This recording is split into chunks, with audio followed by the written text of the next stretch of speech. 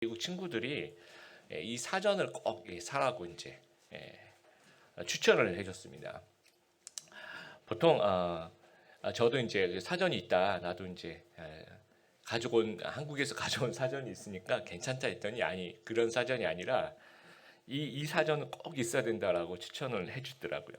발음이 좀 어려운데요. 디서러스라고 하나요? 이제 영어로 이제 작문을 할 때, 에세이를 할 때 단어를 한 단어만 쓰면은 이제 그 장문 실력이 없다라고 생각을 하는 거예요, 미국 사람들은. 그래서 뭐 예를 들어서 beautiful 그러면 그 다음 문장에서 똑같이 beautiful 이렇게 쓰면은 이제 장문 실력이 형편없다고 생각하는 거죠. 그래서 이제 이 동의어 사전을 찾아보면 이 beautiful에도 굉장히 다양한 표현들이 있더라고요. pretty, 또 뭐 lovely, gorgeous, 또 attractive, 뭐 이런 단어들을 이제 중간중간에 조금씩 바꿔줘서 사용해야 된다. 그래서 이제 이 사전을 사서 굉장히 유용하게 썼던 생각이 납니다. 근데 이 단어의 유래가 헬라어, 똑같이 헬라어가 여러분 이렇게 생겼습니다. 근데 똑같이 뭐 디서러스라는 이렇게 영어로 이제 표현하면 발음도 그렇게 거의 비슷하게 나와요. 근데 이 뜻이 뭐냐면 이제 쌓아가는 것을 얘기하는 거예요. 뭐 비축물이라든지 뭐 창고로도 쓰이고 저장, 또 보물, 또 뭐 쌓는다, 또는 뭐 채운다 이렇게도 쓰여집니다. 그런데 이제 16세기 사전 편찬자들이 이 단어를 사용해서 단어의 창고, 단어의 디서러스 이렇게 사용을 한 거예요. 그래서 1852년에 로제라는 사람이 이 동의어 사전을 출판하면서 그 책 제목을 로제의 디서러스 이렇게 쓴 거예요. 로제의 창고라고 이제 그 책 제목을 이렇게 쓴 겁니다. 사전에 책이 사전이죠. 사전의 책 제목을. 근데 이 책이 너무 독보적이었던 거예요, 그 당시에. 그래서 너 로제의 그 디서러스 그 책 있니? 샀니? 뭐 이렇게 표현되다가 그냥 그 로제 자는 빼고 그냥 이 창고라는 단어, 디서러스라는 단어가 이 동의어 사전이 되어 버린 거예요. 그런 뜻으로 쓰여진 겁니다. 그래서 이 동의어 사전이라는 이 단어를 들으면 굉장히 저는 이제 옛날에 그 생각이 나서 굉장히 반가운데, 유래가 되는 똑같은 단어가 성경에 등장합니다. 그래서 더 반가웠습니다. 어디서 등장하냐? 35절에 선한 사람은 그 쌓은 선에서 할 때, 그 쌓는다고 할 때 쌓은 선에서 선한 것을 내고 악한 사람은 그 쌓은 악에서 악한 것을 내느니라. 그래서 이 오늘의 그 본문의 키워드도 이 쌓는다라는 말이에요. 저장하고 채우는 그런 뜻입니다. 예수님께서 누구에게 이 말씀을 하셨는가? 1차 청중은 바리새인과 유대 지도자들에게 이 말씀을 하시는 거예요. 12장 들어오면서 이제 안식일 안 지켰다고 예수님께 굉장히 시비를 거는 그런 바리새인들, 또 예수님을 바알세불이다, 귀신의 왕이라고 몰아세우는 그 바리새인들을 향해서 예수님께서 이 말씀을 1차적으로 하시는 겁니다. 근데 이제 우리가 반면교사라는 말이 있죠. 본받을 만한 모범이 있으면 그냥 우리는 귀감이다 생각하고 뒤따르면 되는데, 그렇지 않을 경우에 이제 따르거나 되풀이해서는 안 되는 나쁜 본보기가 있을 때, 그럼에도 불구하고 그 타인의 나쁜 모습을 보고 나를 반성하는 그런 계기로 삼을 때 우리가 반면교사라는 말을 씁니다. 그래서 바리새인들의 그 좋지 않은 모습, 또 그래서 예수님께서 책망하시는 이 모습을 우리가 좀 반면교사로 삼았으면 좋겠습니다. 그래서 우리는 바리새인들과 같이 이렇게 하지 말아야 되겠다 하는 것 두 가지 좀 같이 나눠봤으면 좋겠습니다. 첫 번째, 선한 것을 쌓아야 선한 것이 나온다라는 거예요. 여러분, 인류 역사상 가장 유명한 화가 중에 한 명이 파블로 피카소입니다. 피카소가 그린 그림 중에 한번 보여드릴게요. 이 그림 딱 보면 피카소가 그린 그림이다라는 느낌이 들죠. 이게 알제 여인들이라는 작품인데 2015년 뉴욕 크리스티 경매에서 역대 회화 경매 사상 최고가, 그러니까 이 작품 하나가 약 2천억 원에 낙찰이 되었습니다.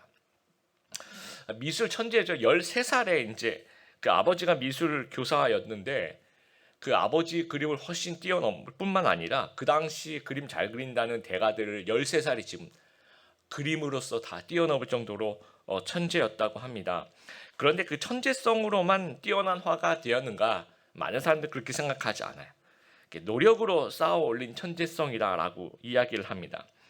60년간 작품 활동을 이제 한 60년 정도 했다라고 보는데 그 3만 점 이상의 작품을 남긴 거예요.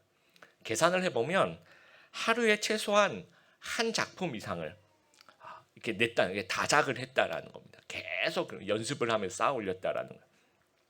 근데 하루에 스케치 하나 그리는 것도 쉽지가 않습니다. 내가 아무리 전업 화가라고 해도 제대로 된 작품을 하루에 하나 만드는 거 쉽지가 않습니다. 뭐 어떤 분들은 한 달에 하나 겨우 나올까요?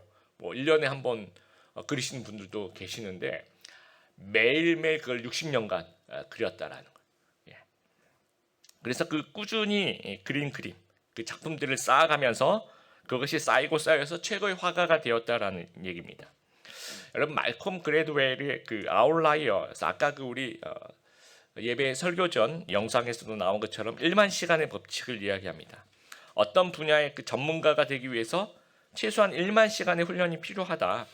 아마추어 피아니스트가 20살이 될 때까지 어떤 피아노 연습을 한 시간을 다 이렇게 계산해 보니까 한 2,000시간 정도 되더래요. 아마추어들은. 그런데 프로 피아니스트들은 1만 시간이 넘더라는 거죠. 그래서 그것을 이제 일주일 단위로 얘기하면 한 20시간, 일주일에 하루 단위로 얘기하면 한 3시간 정도 된다라는 거예요. 열정과 기질이라는 책이 있어요. 하버드 대학 교육심리학자 하워드 가드너 같은 분들이 만든 책인데 여기서 이제 10년의 법칙을 얘기합니다. 누구든지 도약을 이루기 위해서 약 10년 정도의 그 관련된 기술이나 학문을 부단히 배우고 연습해야 된다라는 거예요. 그러니까 한 분야의 혁신적인 업적과 최고의 경지에 오르기 위해서는 10년 정도의 집중적인 훈련이 필요하다라는 겁니다.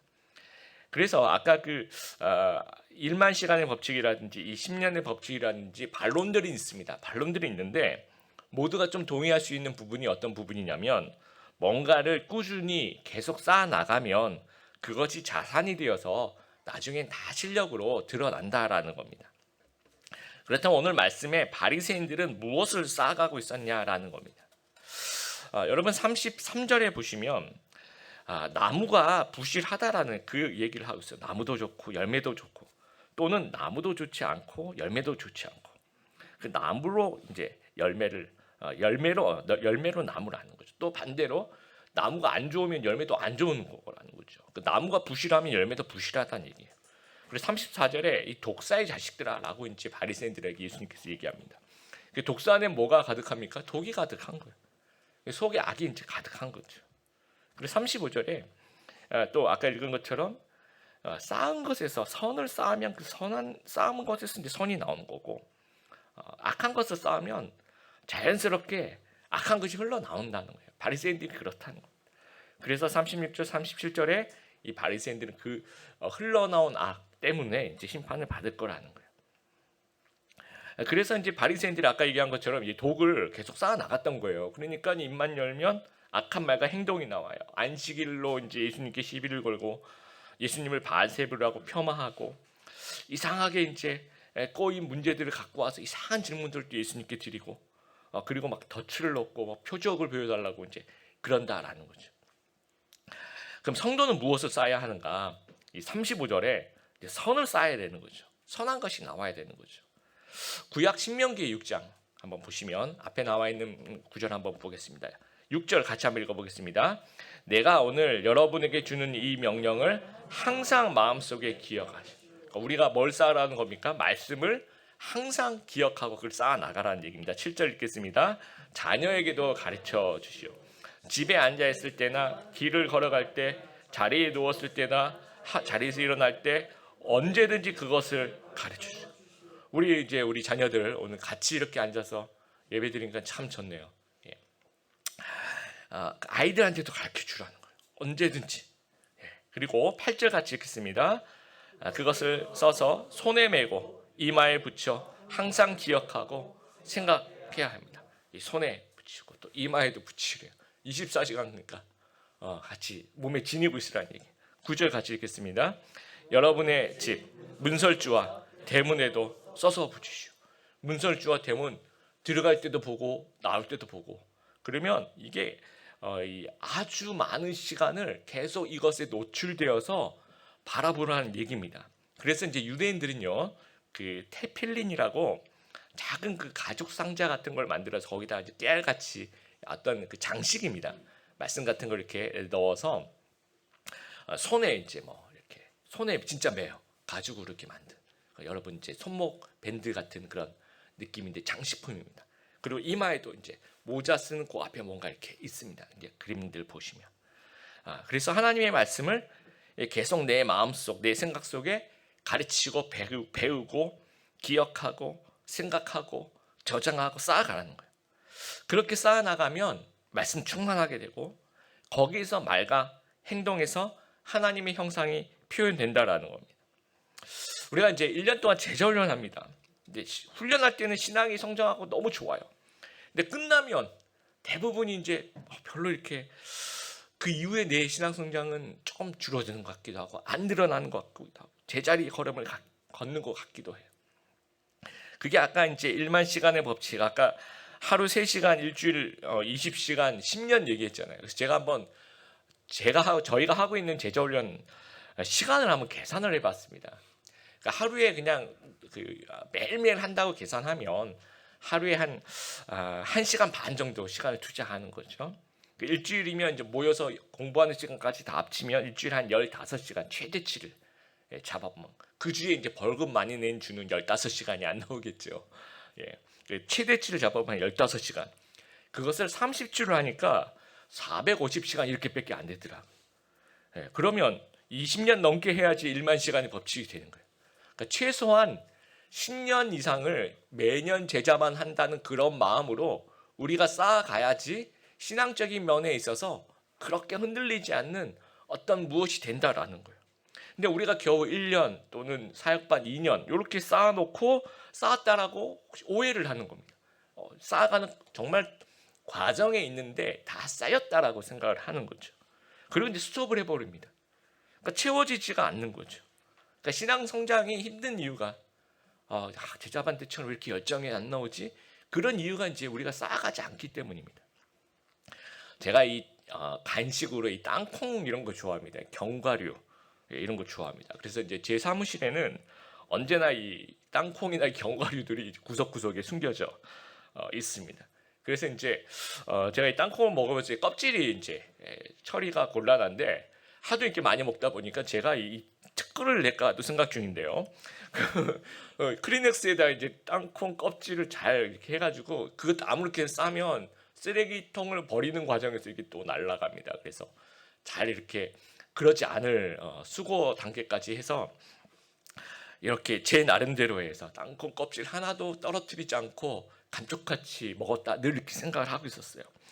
그런데 이제 어떤 그 청년이 저희 사무실에 들어와 보더니 목사님 방에는 웬 땅콩 껍질 이렇게 많냐고 물어보더라고요. 제가 감쪽같이 치웠다고 생각하는데 그래서 이제 이게 늘 내가 가까이 하는 거는 숨길 수가 없다라는 거죠. 예. 근데 우리도 그래요. 우리도 이제 제가 이제 땅콩 껍질 흘리듯이 우리에게도 무엇인가 이제 흘러나오고 있을 거야. 늘 뭔가 가까이 하고 있는 것들이 흘러나오겠죠. 그럼 우리는 무엇을 늘 가까이 하고 있습니까? 내가 평소에 보는 것들이 세 가지 종류가 있을 거예요. 첫 번째는 좀 중립적인 거. 뭐 일하는 것들, 그렇죠? 직업과 관계된 것들은 중립적인 부분이 있을 거고요. 또 신앙적인 것들, 이렇게 예배를 드리는 거. 또 이제 뭐 우리가 온라인으로 같이 뭐 큐티를 한다든지 이런 것들.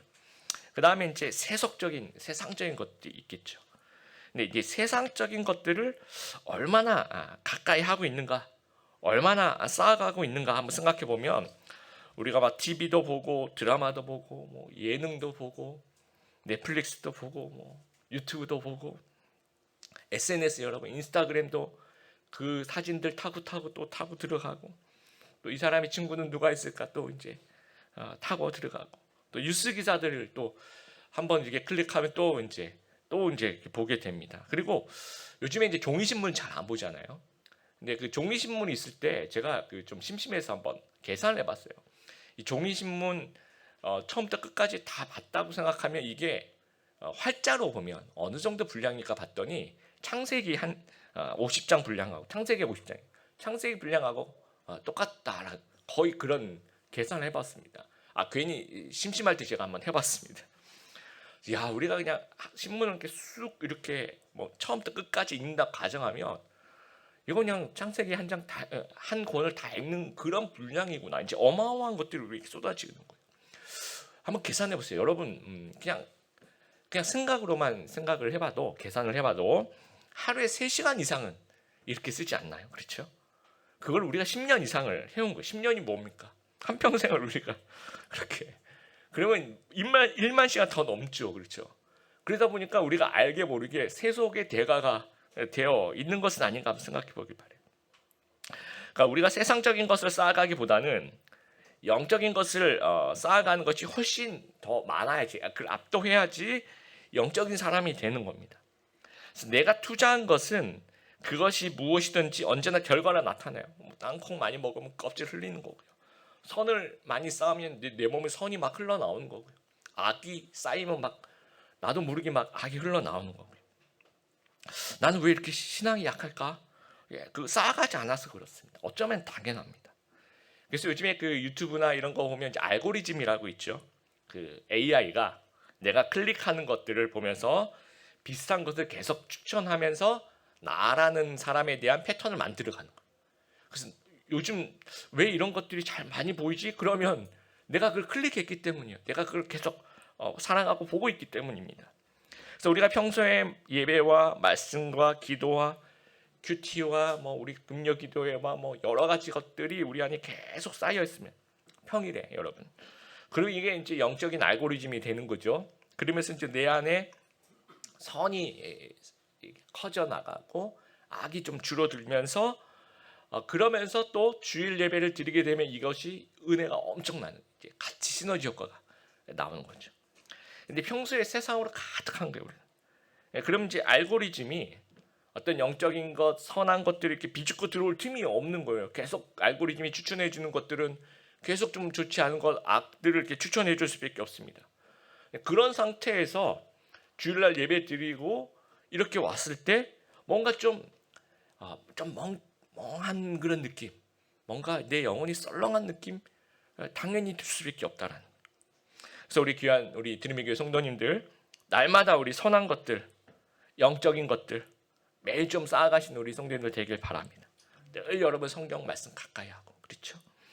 우리 아까 신명기 6절에 손에 메고 이마에 그냥 장식품으로 붙이라고 그렇게 말씀하신 건 아니겠죠. 늘 가까이 하라는 그런 문학적인 표현이겠죠. 기도도 하시고, 기도도 열심히 하시고, 매일매일 예배도 열심히 드리시고, 또 평일에 우리 온라인 드림의 교회도 열심히 또 들어오시고, 이거를 10년 이상을 여러분 하셔야 돼요. 10년이 뭡니까? 우리가 죽을 때까지 해야죠, 그렇죠? 그래서 이 땅콩 껍질 흘러나가듯이 선한 것, 영적인 것들이 흘러나오는 귀한 우리 성도님들 되길 바랍니다. 우리 두 번째는요, 비우지 말고 채우자라는 얘기입니다. 우리 43절 한번 보겠습니다. 아까 우리가 더러운 귀신이 사람에게 나갔을 때, 일단 좋은 거예요. 나왔대, 무슨 어떤 이유 때문에 그랬는데, 그 귀신 입장에서 보면 뭐 다른 데 이렇게 돌아다녔나 봐요. 쉬기를 구하되 쉴 곳을 얻지 못했대요. 그래서 44절에 이제 다시 돌아가자. 내 나온 집, 이 집이란 얘기는 그 사람이란 얘기입니다. 그 사람한테 다시 돌아가야 되겠다라고 돌아가 봤더니 그동안에 시간이 있었을 텐데 그 집이 비었대요. 그 사람이. 이게 무엇입니까? 그 영혼이, 그 나쁜 악한 영혼이 그 사람에게 나갔으면 그 자리에 누가 있어야 돼요? 예수님이 주인을 딱 쥐고 있으면 다시 들어가지라고 봤더니 예수님이 계시네? 그러면 이제 들어갈 수가 없잖아요, 그렇죠? 그런데 아무런 변화 없이 그 집이 비었더라는 겁니다. 그리고 청소되고 수리되니까 완전히 주인 없는 상태가 돼요. 근데 청소하고 수리됐다. 이거는 여러분 귀신 입장에서 생각해야 됩니다. 귀신 입장에서 여러분 흉가 뭐 이런 거 보면 우리가 보면 어때요? 여기 귀신 나오겠다. 그렇게 생각하는데 귀신 입장에서 보면 여기 호텔이다. 5성급 호텔이 이게 잘 정비가 됐구나. 이렇게 생각한다는 얘기예요. 이 더러운 영이 좋아하는 환경. 그래서 이 마음을 비워놓으니까 영적으로 더 혼탁해지죠. 그러면서 더러운 영이 좋아하는 환경이 조성되었다라는 거예요. 그래서 45절에 이에 가서 저보다 악한 귀신 7을 데리고 들어와서 거하니. 와, 여기 너무 좋으니까 우리 친구들 데려와야 되겠다. 그래서 악한 귀신 7을 데리고 와서 그 사람의 나중 형편이 전보다 더 심하게 되었대. 더 엉망으로 이제 만들어 진짜 그 나빠지는 상태를 얘기합니다. 이 얘기도 역시 바리새인들에 대한 이야기예요. 45절에 보면 이 악한 세대가 또한 이렇게 되리라. 지금 이 세대, 이 바리새인들의 어떤 모습을 얘기하고 있는 거예요. 여러분, 우리가 좀 이 패턴을 좀 이해할 수 있어야 됩니다. 이 말씀에서 43절에서 44절, 45절 얘기하는 이 패턴이 좀 어떤 일시적인 승리가 있었는데 그 이후에 그걸 이제 텅 비워 놓는 겁니다. 그러면서 이제 더 나빠지는 거예요. 그러면서 여기 이 구절의 이제 핵심은 이 44절에 이렇게 비었다라는 말이에요. 텅 비었다. 근데 이스라엘 역사를 여러분 이해할 수 있어요. 왜냐하면 예수님께서 이 이스라엘 역사를 이 짧은 구절 안에 다 녹여가지고 얘기하고 계시는 거예요. 남유대 왕국이 바벨론 포로로 끌려가서 70년 포로사를 합니다. 그리고 BC 537년에 1차, 그때부터 1차, 2차, 3차에 걸쳐서 포로 귀환을 해요. 그래서 수르바벨이 이제 성전을 건축하고 그 재건을 하는 거죠. 니에미아가 이제 성벽을 재건하면서 에스라의 부흥 운동이 일어납니다. 그럼 아까 얘기한 것처럼 이 귀신이 나가고 일시적인 승리가 일어난 상태예요. 근데 그 이후에 어떻게 해야 됩니까? 하나님 말씀으로 쌓아가야 되는데 전혀 신앙적인 노력을 하지 않습니다. 그러면서 이제 말라기 선지자가 한탄해요. 하나님의 하나님에 대한 원망과 부신이 너희는 왜 가득하냐? 너희는 왜 이렇게 형식적인 제사를 드리냐? 너희 신앙생활 왜 이렇게 엉망이냐? 하면서 한탄을 합니다. 그게 이제 텅 비었다는 거죠. 이제 하나님 말씀을 채워야 되는데 텅 비어 있는 상태. 그러니까 그 이후에 400년 어떻게 됐습니까?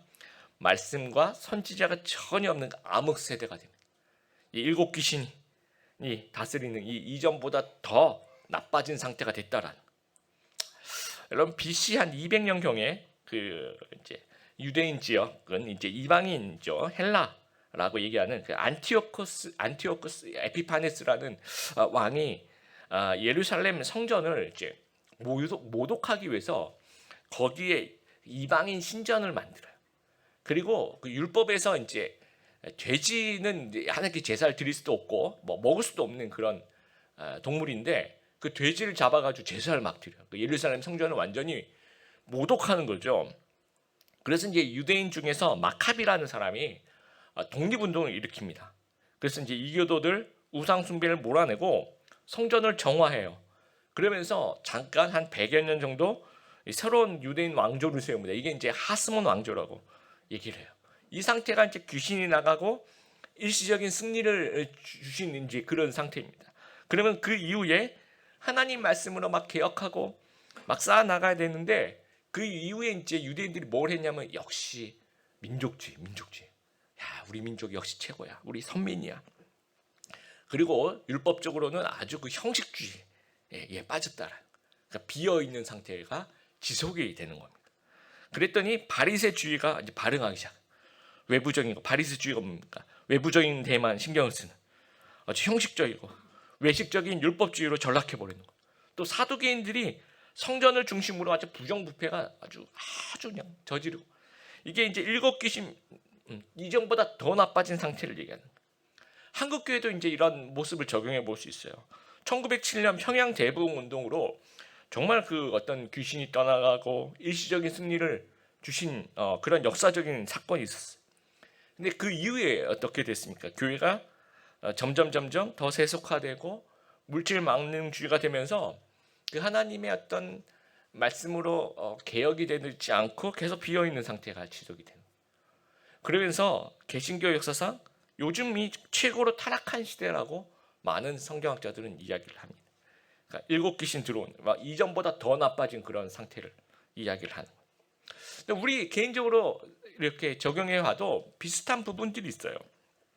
이전에 내가 예수님 잘 믿고 일시적으로 승리할 때가 있었을 겁니다. 그런데 그 이후에 신앙생활 좀 게으르하면서 뭔가 좀 비어있는 상태가 될 수도 있어요. 우리 영혼이.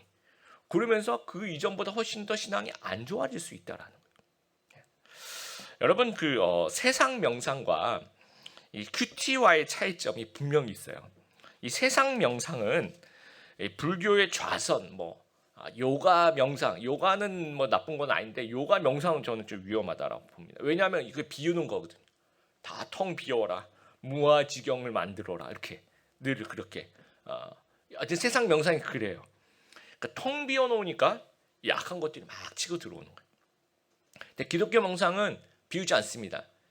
큐티, 이거는 채우는 거예요. 말씀으로 나를 가득 채우고 쌓아놓는 거예요. 그래서 이렇게 오해하지 말아야 될 것이, 비우는 것 자체가 나쁜 건 아니에요. 쓰레기통 비우듯이 우리가 비워내는 것이 필요합니다. 그런데 비워놓은 상태가 지속이 되는 거예요. 이거는 좋지 않다는 거예요. 그 지속이 되지 않고 뭐 해야 됩니까? 이 말씀으로 계속 채워넣어야죠. 선한 걸로 채워놓고 하나님 사랑으로 계속 채워넣어야 되는 거죠. 그럼 나는 지금 텅 비어 있는가, 아니면 채우고 있는가 한번 스스로 생각해 보길 바랍니다. 여러분 영적으로 방전이 되고 있습니까? 아니면 영적으로 지금 충전이 되고 있습니까? 이 중립적이라는 거 없습니다, 여러분.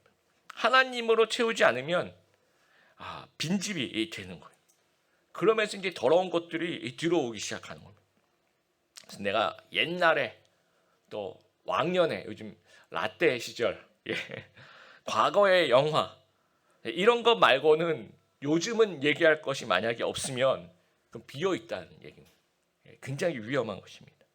그래서 은혜 받고 손 놓으면 더 상태가 안 좋아질 수 있어요. 그래서 여러분, 옛날에 은혜 받고 지금은 안 받고 있는 교인이 만약에 있다면 굉장히 뭐랄까요, 어려워요. 차라리 초신자들이 그 하얀 백지에 이렇게 써내려가는 것이 더 쉬울 수가 있습니다. 다시 채워놓기를 좀 시작하게 되길 바랍니다.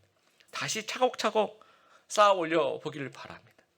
우리의 현재는 미래를 예측하게 하는 거예요. 내가 지금 인풋하고 있는 것이 내일 아웃풋으로 나오는 겁니다. 그래서 우리가 영적으로 인풋을 하고 있는, 그러면서 그것이 내일 나의 영적인 모습으로 드러나. 이걸 우리가 이제 뭐 내공이라는 단어를 사용을 할 수도 있습니다. 그렇게 신앙생활을 해야 되는 건데, 우리는 이제 다시 말해서 영적인 것들을 채워 나가면서 그것이 나의 실력이 되어서 자연스럽게 우러나오면서 이게 이런 식으로 이제 신앙생활을 해야 되는데, 간혹 이제 막 겉모습 뭐 하는 척 하는 거죠. 근데 이거 오래 못 갑니다, 여러분. 이 모래 위에 지은 집이에요. 결국은 이제 다 무너집니다. 말씀을 이제 마무리합니다. 여러분, 이제 우리 마음속에 비어있는 거대한 창고가 있다고 생각해 보세요. 근데 우리 마음속에 좋은 것들, 귀한 것들, 영적인 것들, 영원한 것들로 막 채워지면 이게 이제 우리는 마음은 보물 창고가 되는 거죠. 근데 반대로 내가 나쁜 것들로 채우고 막 세상적인 것들로 채우고 상처들로 내 마음을 계속 채우고 막 미움을 채우고 원망을 채우고, 그리고 있으면 내 마음은 이거는 버려야 될 걸로 가득 채워져 있으니까 이건 쓰레기통이 되어버리는 거예요. 그러니까 내가 무엇을 쌓아가느냐에 따라 보물 창고가 될 수도 있고 쓰레기통이 될 수 있다라는 거예요. 그래서 이 쓰레기통을 이제 비워내고 보물 창고를 좀 쌓아가는, 악한 것들 다 버리고 선한 것들 쌓아가는, 세상적인 것들, 세속적인 것들 다 비워내고 영적인 것 채워가는 귀한 드림의 교회 성도들 되시기를 주님의 이름으로 축복합니다.